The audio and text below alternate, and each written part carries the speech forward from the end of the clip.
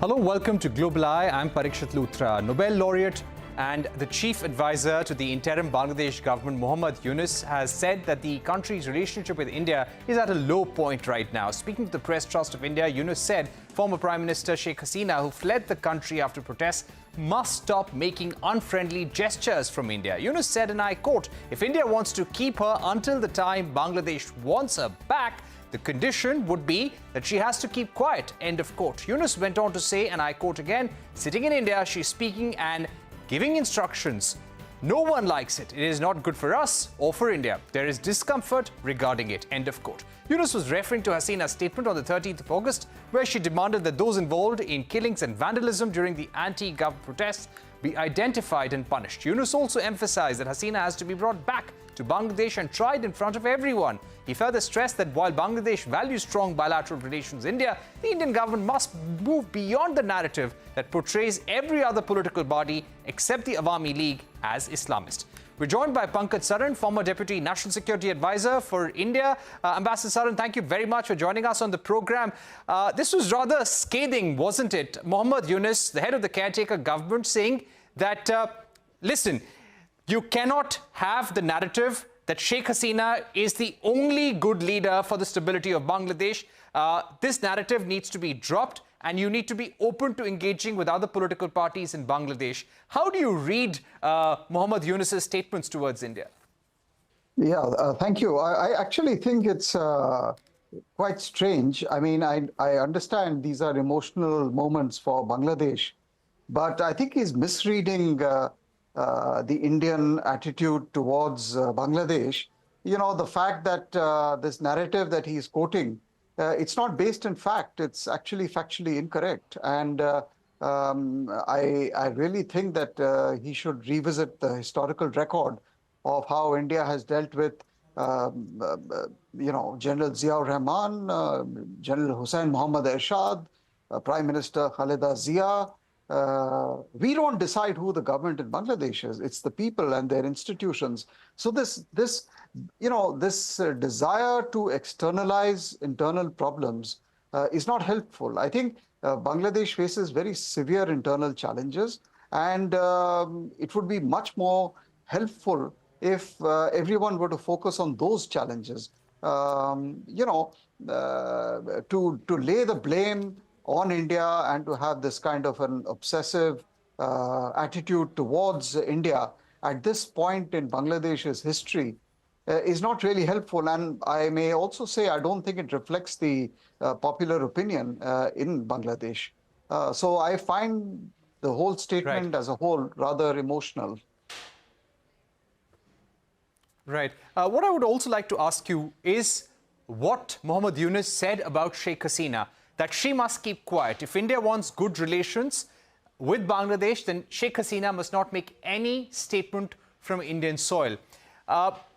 Would you say that these statements from Bangladesh and Muhammad Yunus only indicate that for the caretaker government, the relationship with India right now is at an all-time low? I don't know why it is at an all-time low. I mean, what has happened in Bangladesh has happened inside Bangladesh. I don't see where India has come into this whole situation. I cannot see the connection. Yes, there was a problem in Bangladesh, and the Bangladeshis are the only ones to address that problem. Insofar as the bilateral relationship is concerned, any objective observer would tell you that in the last few years, there has been a dramatic improvement in the relationship. If there is anything unequal which Bangladesh feels, I'm sure the Indian side would be willing to sit across the table. But, it really doesn't make much rational sense to me. There is, of course, a personal animosity between Muhammad Yunus and Sheikh Hasina, which goes back more than a decade. Now, India will obviously not want to get into this at all in any way. Insofar as Hasina's presence in India is concerned, we did not invite her here. She chose to come because of fear of her physical being. Now, it was obviously a failure of the Bangladeshi state to ensure her physical well-being, and which is why I presume she wanted to come to India. So I would say that, equating the relationship to Hasina is fundamentally flawed. Right. Now, at any point when Bangladesh demands that Sheikh Hasina be extradited back to Bangladesh, do you think that would be a difficult choice for India, Ambassador Saran? Not at all. I mean, look, there are extraditions. It's a normal interstate practice when two sovereign nations have such treaties between themselves. They have to be implemented, they have to be negotiated, and they have to be operationalized. These are legal issues. These are not political issues. And I'm sure the Indian side, as much as the Bangladeshi side, would approach this entire matter through a legal prism rather than a political prism. And the fact of the matter is that there are many other Bangladeshi political leaders who are living in Western capitals and in other capitals of the world who have not been extradited by their host countries. So I don't think we should jump the gun. In any case, it depends on who is making the request for the extradition. Whoever makes the request, the requesting state, has to itself have legal standing and legal validity. I don't think the current dispensation enjoys any constitutional validity.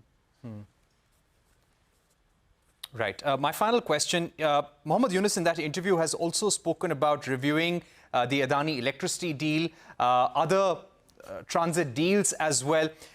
How do we make sure that the progress we made in the economic and bilateral relationship with Bangladesh over decades does not fall off track?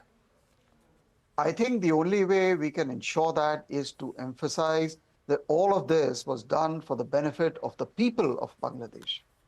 I mean, this business that we dealt only with one party or one individual is factually incorrect. Everything that India has done in the last many, many years has been for the benefit and the usage of the people of Bangladesh. If today the dispensation feels that there is something unequal for Bangladesh, I'm sure the Indian side will sit down and be ready to discuss all of it, whether it is electricity or anything else. I mean, at the end of the day, the relationship can move forward only if the state of Bangladesh believes that it is in their interest to move forward. If they feel that this is detrimental to their interest, obviously the relationship cannot move forward. So it is a mutuality of interest out here. It is not as if the only stakeholder in this is India. Right. And an important point that you made, that he is the head of the caretaker government. India will have to formally engage for a long-term engagement with the government that is chosen after the elections. Thank you very much, Ambassador Saran, for joining us and giving us that holistic view on the situation with Bangladesh. We're heading into a short break at this point, but coming up, Chinese President Xi Jinping hosted more than 24 African leaders earlier this week, promising cooperation in infrastructure, energy, education at the China-Africa Cooperation Summit. A discussion when we return with two senior-most diplomats from India, former Ambassador Gurjeet Singh and also former Ambassador Rajiv Bhatia. Both have been Indian ambassadors to African nations. They'll be right back.